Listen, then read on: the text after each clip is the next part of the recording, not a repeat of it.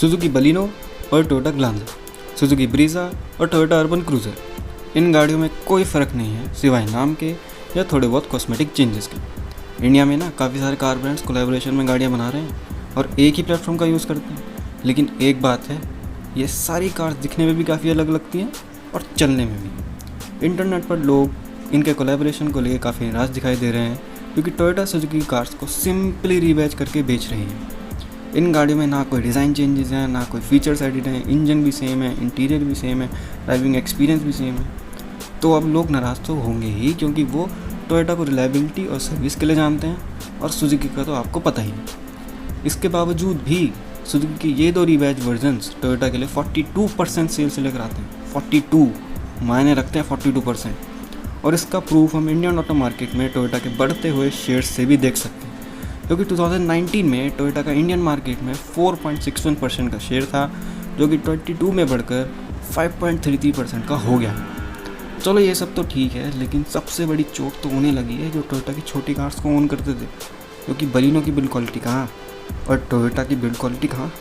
Toyota के पास कोई भी छोटी और सस्ती गाड़ी नहीं थी, इसलिए उन्होंने इटियोस और लीवा को 2010 में इंडिया के अंदर लॉन्च करा। शुरुआत से ही इस गाड़ी ने बहुत ही अच्छा परफॉर्म करा, पर धीरे धीरे इसकी सेल्स गिरने लगी और इसके कुछ बहुत ही बड़े रीजंस। पहला तो ये था कि इस गाड़ी के लुक्स और इंटीरियर में प्लास्टिक की क्वालिटी बहुत ही ज़्यादा चीप लगती थी और इन्होंने इंस्ट्रूमेंट क्लस्टर को डैशबोर्ड के बिल्कुल बीचों बीच दे रखा था, पता नहीं क्या सोच, जो कि बहुत ही कम लोगों को पसंद आता है इंडिया के अंदर। इन बातों के अलावा टोयोटा की रिलायबिलिटी इनके लिए मुसीबत बन गई।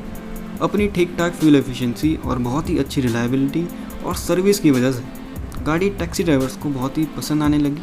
और इंडिया में अगर कोई कार टैक्सी की तरह यूज़ होने लगे तो प्राइवेट व्हीकल ओनर्स उसे लेना पसंद नहीं करते। अब इस वजह से टोयोटा के पास जो दो छोटी कार थी उनकी सेल्स भी गिरने लगी। टोयोटा ने अपने एक के बाद एक सारे मॉडल्स को इंडिया से बाहर निकाल दिया और अपनी इनोवा और फॉर्च्यूनर को ही कंटिन्यू किया।